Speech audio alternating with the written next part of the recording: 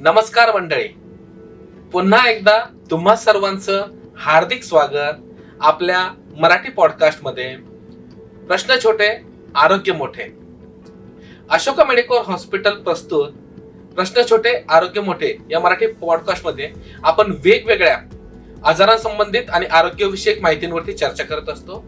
आजच्या विशेष पॉडकास्ट मध्ये आपल्या सोबत आहेत डॉक्टर प्राची पवार मॅडम, ज्या अशोका मेडिकल हॉस्पिटल नाशिक या ठिकाणी न्यूरोलॉजिस्ट म्हणून कार्यरत आहेत.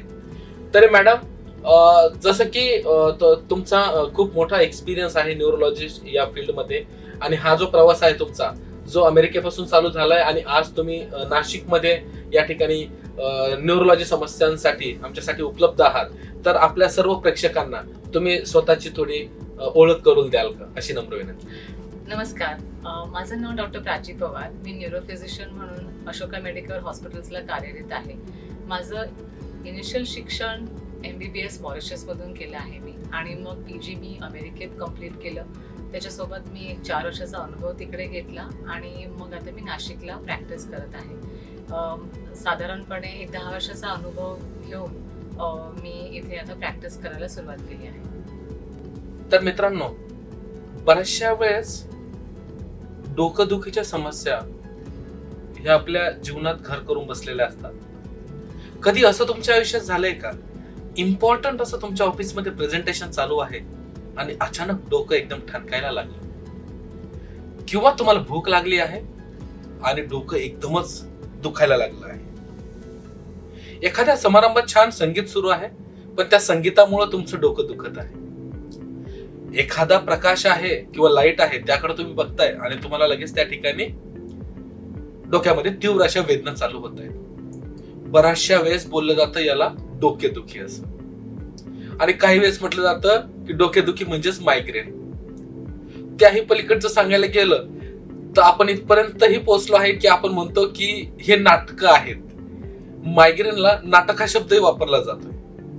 तर अशाच प्रकारच्या ज्या काही आपल्या मनामध्ये समज आणि गैरसमज आहेत, तर त्यातले तुमचे समज आम्ही अजून बळकट बनवणार आहोत आजच्या आपल्या मराठी पॉडकास्ट मधून, आणि जे गैरसमज आहेत ते पूर्णपणे दूर करणार आहोत. तर आज जी प्रश्न आम्ही बनवलेली आहेत ती प्रश्न त्याच स्वरूपाचे आहेत की सामान्य माणसापर्यंत या ठिकाणी आरोग्याविषयीची किंवा या मायग्रेनच्या आरोग्याविषयीची खरी माहिती आणि गैरसमज दूर करणारी माहिती ही कशी पोहोचवता येईल त्याचा विचार करून ही सर्व प्रश्न बनवले आहेत. तर आज आपल्यासोबत डॉक्टर प्राची पवार मॅडम आहेत, आणि आज मी पहिला प्रश्न विचारून आपल्या प्रश्न छोटे आणि आरोग्य मोठे या मराठी पॉडकास्टची सुरुवात या ठिकाणी करत आहे. की जसं की आपण बघितलं की मायग्रेनच्या बाबतीत भरपूर सारे समज आणि गैरसमज आहेत.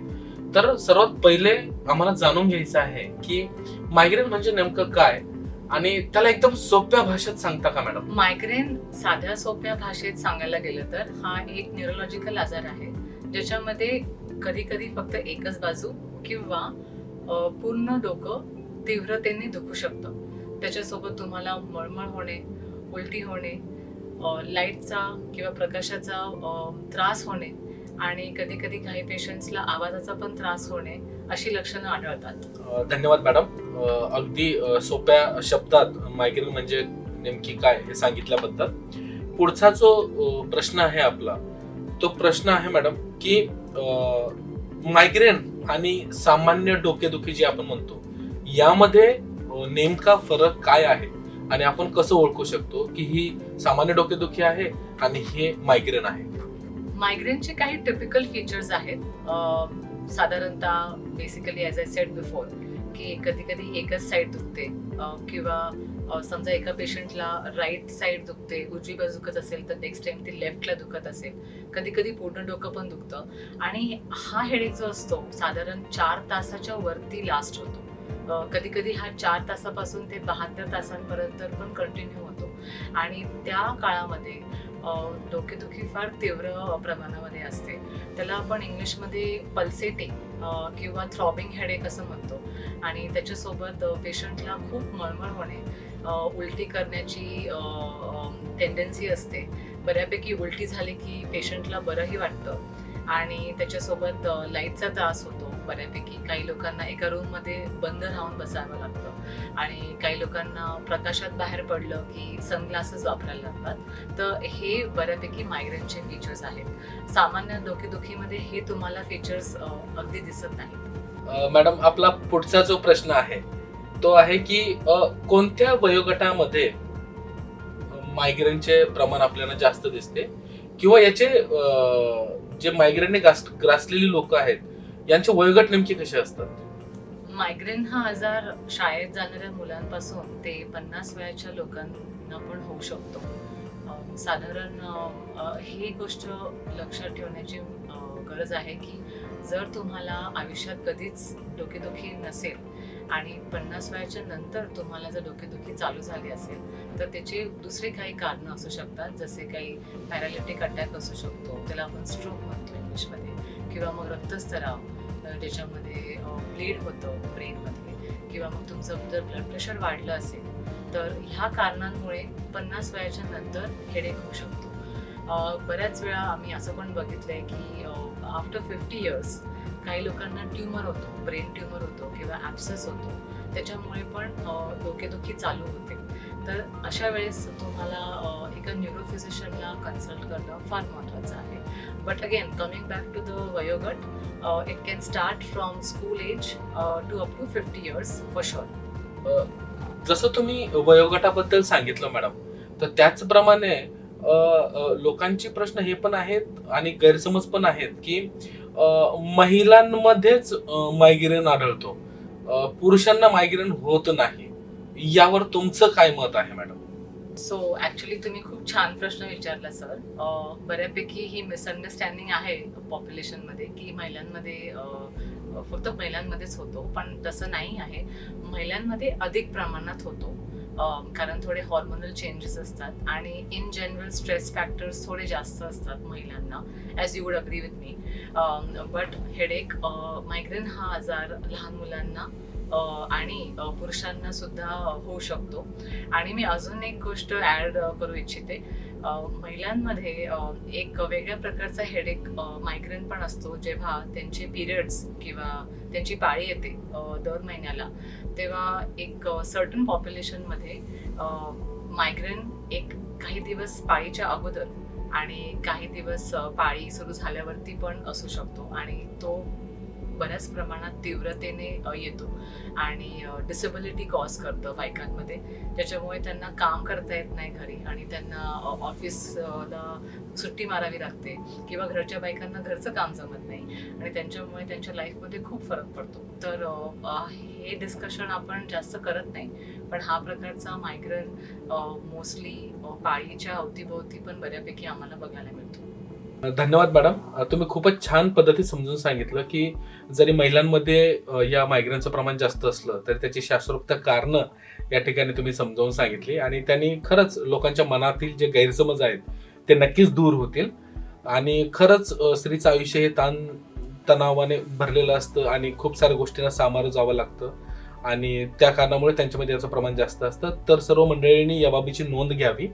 आणि वळूया पुढच्या प्रश्नाकडे मॅडम. तर हे जे मायग्रेन आहे याची प्रमुख कारणे कोणती? मायग्रेनची मुख्य कारणं म्हणजे बरेच आहेत, but I break it down for you. बऱ्यापैकी आपलं लाईफस्टाईल त्याच्यामध्ये जर काही गोष्टी आपण करेक्ट केल्या तर मायग्रेन होण्याची शक्यता आय वुड से 80 ते 90% कमी होते बिना औषधाची. तर ट्रिगर्स म्हणजे काय? जेव्हा एक न्यूरोफिजिशियन तुम्हाला विचारतात की ट्रिगर आहेत का, ट्रिगरचा अर्थ असा आहे की तुमच्या दैनंदिन जीवनामध्ये अशा काही गोष्टी आहेत ज्या तुम्ही केल्याने तुमचं मायग्रेन किंवा डोकेदुखी सुरू होतं. उदाहरणार्थ तुम्ही जर उपवास केला किंवा फास्टिंग केलं बऱ्यापैकी आणि उपाशी राहिले तर त्याने डोकं दुखू शकतं, किंवा मग पाणी कमी पिणे किंवा 8 तास झोप न घेणे. काही लोकांना अगरबत्तीचा वास किंवा परफ्यूमच्या वासाने पण डोकेदुखी मायग्रेन चालू होऊन जातो.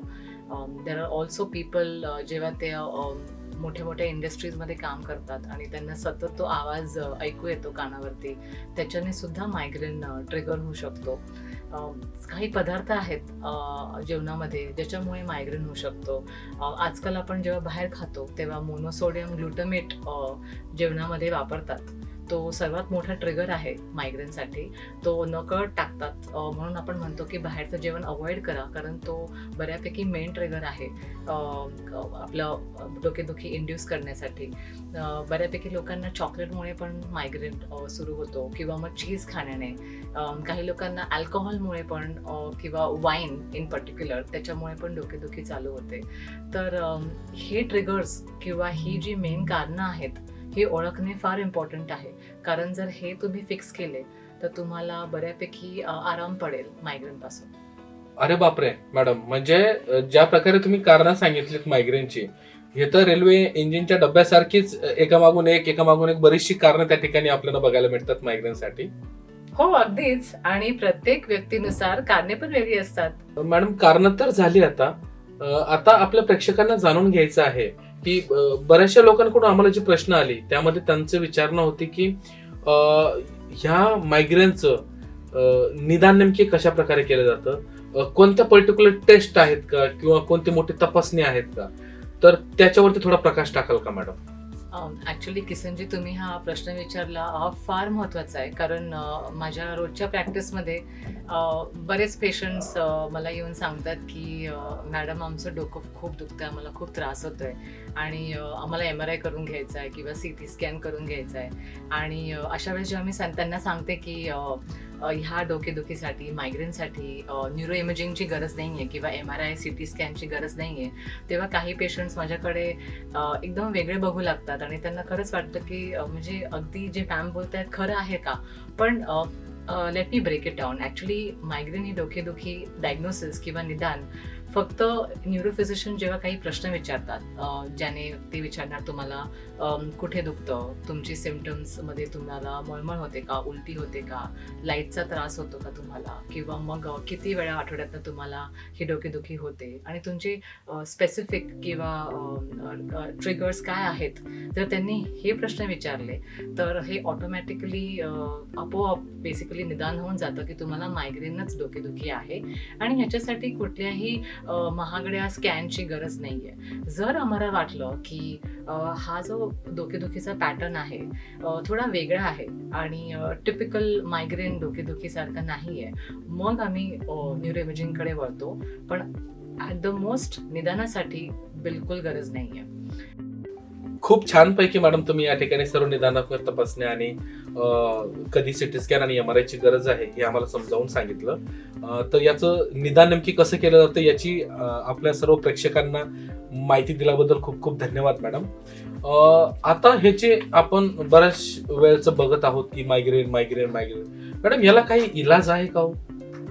जेव्हा मायग्रेनचं निदान होतं तेव्हाच बऱ्यापैकी न्यूरोफिजिशियनला काही ट्रिगर्स तुमचे कळून जातात आणि ते ट्रिगर्स किंवा ती जी कारणं आहेत ती जर तुम्ही फिक्स केली तर तुमचं बेसिकली मायग्रेनचं प्रमाण 95% कमी होतं. फॉर एक्झाम्पल, पुरेशी झोप घेणे, पाणी व्यवस्थित पिणे, दिवसातनं 2 ते 3 लिटर पाणी पिणे, 8 तासाची झोप घेणे, तणाव कमी करणे. रिसर्चमध्ये असं पण बघितलं गेलं आहे की योगा करणे किंवा प्राणायाम करण्यामध्ये तुमचं स्ट्रेस लेवल खूप रिड्यूस होतो आणि तुमचे जे ब्रेन वेसल्स असतात ते पण रिलॅक्स होऊन तुमचं मायग्रेनचं प्रमाण खाली येऊन जातं. त्याच्या व्यतिरिक्त जर तुम्ही हे सगळं करून सुद्धा तुमचं मायग्रेन आटोक्यात नाही आलं तर आम्ही काही गोळ्या देतो OPD बेसिसवरती. 3-4 साध्या सोप्या गोळ्या आहेत आणि तो आम्ही 1 ते 2 महिन्याच्या कालावधीमध्ये प्रिव्हेन्शन म्हणून ट्रीटमेंट कव्हर करतो. त्याच्या व्यतिरिक्त सुद्धा जर काही दिवस तुम्हाला खूप त्रास होत असेल आणि त्यावेळेस हे प्रिव्हेन्शन गोळ्या काम नसतील करत तर आम्ही अबॉर्टिव्ह मेडिकेशन्स देतो. त्याच्यामुळे तुम्हाला आराम पडतो. पण त्याचा एक दुसरा भाग पण आहे. आम्ही असं सांगतो औषध देताना की जर तुम्ही अबॉर्टिव्ह मेडिकेशन्स जर खूप खाल्ल्या डेली बेसिसवरती तर एक दुसऱ्या प्रकारचा हेडेक चालू होतो. त्याच्यामध्ये आपण म्हणतो मेडिकेशन ओव्हर यूज हेडेक. म्हणजे फॉर एक्झाम्पल, समजा आता माझं डोकं आठवड्यातनं 3-4 वेळा दुखलं आणि जर मी क्रोसिन जी आपल्याला अवेलेबल आहे मार्केटमध्ये, आणि जर मी 3-4 वेळा ती खाल्ली तर माझं डोकं तात्पुरतं थांबेल, पण माझं फ्रिक्वेन्सी ऑफ हेडेक ती चालूच राहणार. म्हणजे वारंवार ती डोकेदुखी चालूच राहणार. म्हणून अबॉर्टिव्ह मेडिकेशन न वापरता तुम्ही प्रिव्हेंटिव्ह मेडिकेशन घ्या, जर तुमच्या लाईफस्टाईल मॉडिफिकेशन्सने काही फरक पडत नसेल तर. त्याच्या व्यतिरिक्त आता आपल्याला बोटॉक्स पण अवेलेबिलिटी आहे. बोटॉक्स काय असतं असं थोडंसं मी डिटेलमध्ये जाते, पण बोटॉक्स बेसिकली एक प्रकारचं औषध असतं. त्याच्यामध्ये आपण जे स्नायू असतात आपल्या कपाळावरचे किंवा इकडच्या भागात किंवा मानेच्या भागात आपण छोटासा एक डोस इंजेक्ट करतो, आणि त्याच्यामुळे ते स्नायू रिलॅक्स होऊन जातात, आणि ते एव्हरी 3 मंथ्स किंवा दर 3 महिन्यानंतर ते बोटॉक्स इंजेक्शन्स घेतात. जर तुम्ही सगळेच उपचार ट्राय करून झाले आहेत आणि तुमचं जर मायग्रेन कंट्रोलमध्ये नसेल तर मग बोटॉक्स हा शेवटचा एक उपाय राहील. त्याच्यामुळे तुम्हाला बराच आराम मिळेल. बऱ्याचशा लोकांच्या ज्या समस्या आहेत मॅडम किंवा प्रश्न आहेत त्या खूप वेगवेगळ्या प्रकारच्या असू शकतात. तर असेच काही जे खूप गंभीर असे प्रश्न आम्हाला काही भेटलेले आहेत, तर त्यामध्ये काही लोकांचं म्हणणं होतं की मायग्रेन हा जीवघेणा आजार आहे का? मायग्रेन हा जीव घेणे असा आजार नाही आहे, पण माझ्या एक्सपिरियन्स प्रमाणे मी सांगू शकते की तो खूप डिसेबिलिटी कॉज करू शकतो आयुष्यात. डिसेबिलिटी म्हणजे रोजच्या दैनंदिन रुटीनमध्ये खूप अडथळा आणू शकतो मायग्रेन. बऱ्याच लोकांना थकवा खूप येतो, ते काही करू शकत नाही, अंग गळाल्यासारखं वाटतं. बऱ्याच लोकांना जीव घाबरा होतो. त्यांना असंही वाटतं की आपली एक बाजू जास्तच त्यांना मुंग्या येत आहेत किंवा वीक वाटते, आणि बऱ्याच पेशंट्सला चक्कर येते. काही लोकांना बोबडी वळते, त्यांना बोलता येत नाही. म्हणजे कधी कधी मायग्रेन एवढा तीव्र होऊ शकतो की एका पॅरालिटिक स्ट्रोक किंवा फिट सारखं प्रेझेंटेशन ते दिसू शकतं. तर धोकादायक नाही म्हणणार किंवा जीवघेणी नाही म्हणणार, पण तुम्हाला लाईफमध्ये ती बरीच डिसेबिलिटी कॉज करू शकते. धन्यवाद मॅडम. आणि नक्कीच थोडा सर्व प्रेक्षकांना त्या ठिकाणी आराम वाटला असेल की मायग्रेन हा जीवघेणा आजार नाही, आणि तरी सर्वांनी आपल्या मनातले गैरसमज दूर करावे आणि लक्षात घ्या की मायग्रेन हा जीवघेणा आजार नाही. दैनंदिन जीवनात थोडे काही बदल केल्याच्या नंतर तुम्ही त्यासोबत व्यवस्थितपणे राहू शकतात आणि व्यवस्थितपणे ट्रीटमेंट घेऊन त्या ठिकाणी चांगलं आरोग्य स्वतःचं राखू शकतात. खूप खूप धन्यवाद मॅडम. आता मॅडम, प्रेक्षकांच्या आवडत्या सेगमेंटची वेळ या ठिकाणी झालेली आहे. तर आज आपल्या प्रश्न छोटे आणि आरोग्य मोठे या मराठी पॉडकास्टमध्ये आपण नवीन एक उपक्रम राबवलाय, तो म्हणजे रॅपिड फायर राऊंडची. तर या मायग्रेन बद्दल आणि मायग्रेनच्या आरोग्याबद्दल आपण आज या ठिकाणी रॅपिड फायर राऊंड ठेवलेला आहे. मी तुम्हाला झटपट 10 प्रश्न विचारेल आणि तुम्ही झटपट छोटी आणि खरी उत्तरे त्या ठिकाणी द्यायची आहेत. तयार आहात का मॅडम? मग हो, अगदी. येस. मग सुरू करूया आजच्या आपल्या रॅपिड फायर राऊंडला. सर्वात पहिला प्रश्न जो तुमच्यासाठी आहे मॅडम, तो आहे मायग्रेन आजार की सवय? आजार. मायग्रेन कायम उजव्या बाजूलाच होतो का? नाही. मायग्रेन बरा होऊ शकतो का? प्रिव्हेंट करू शकतो, पण क्युअर नाही करू शकत. मायग्रेन म्हणजे तणावामुळे होतो का? हो, 100%. स्क्रीन टाइम आणि मायग्रेन संबंध आहे का? Nowadays one of the main reasons. Migraine असलेल्या लोकांनी उपवास करावा का? टाळावा. हा, म्हणजे मी पण आता उपवास करायचा टाळेल मॅडम. धन्यवाद. मायग्रेन मध्ये झोप महत्वाची आहे का मॅडम? हो, ऍक्च्युली सगळ्यात अंडररेटेड गोष्ट आहे, पण झोप खूप महत्वाची. हो, म्हणजे झोप पुरेशी नाही घेतली तर थेट मायग्रेनला आमंत्रण जाऊ शकतं. हो. घरगुती उपचार चालतात का मायग्रेनवरती? साधारणतः नाही.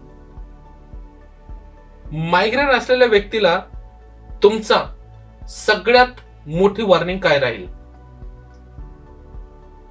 जर तुमचे मायग्रेन फ्रिक्वेंटली होत असेल तर घरी उपचार करू नका, न्यूरोफिजिशियनला येऊन भेटा. खूप खूप धन्यवाद मॅडम. आणि जबरदस्त अशी उत्तर तुम्ही या ठिकाणी दिलेली आहेत, आणि नक्कीच आमच्या प्रेक्षकांना या सर्व रॅपिड फायर प्रश्न आणि उत्तरांचा या ठिकाणी फायदा होईल.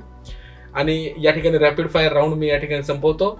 आणि खरंच तुमचे खूप खूप आभार मॅडम. आज तुम्ही या ठिकाणी जो आम्हाला वेळ दिला आणि आपला हा रॅपिड फायर राऊंड हा या ठिकाणी व्यवस्थितपणे तुम्ही आरोग्याच्या बाबतीत जे मार्गदर्शन आमच्या प्रेक्षकांना दिलं आहे, खरं त्यांच्यासाठी खूप लाख मोलाचं हे मार्गदर्शन या ठिकाणी असणार आहे.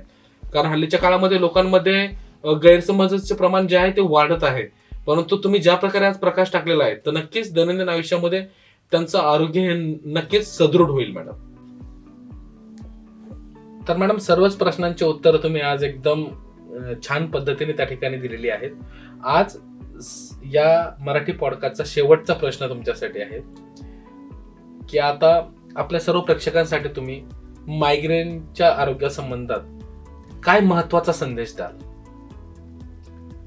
मी एवढेच सांगेन की मायग्रेन हा आजार लाईटली घेऊ नका. तुम्हाला जर सिम्पटम्स असतील, काही त्रास असेल 2 ते 3 महिन्यापासून, तर तुम्ही नक्कीच न्यूरोफिजिशियनला दाखवा, त्यांचा सल्ला घ्या आणि त्यांच्या ट्रीटमेंट आणि त्यांच्या काउन्सिलिंगमध्ये तुम्हाला नक्कीच फायदा होईल.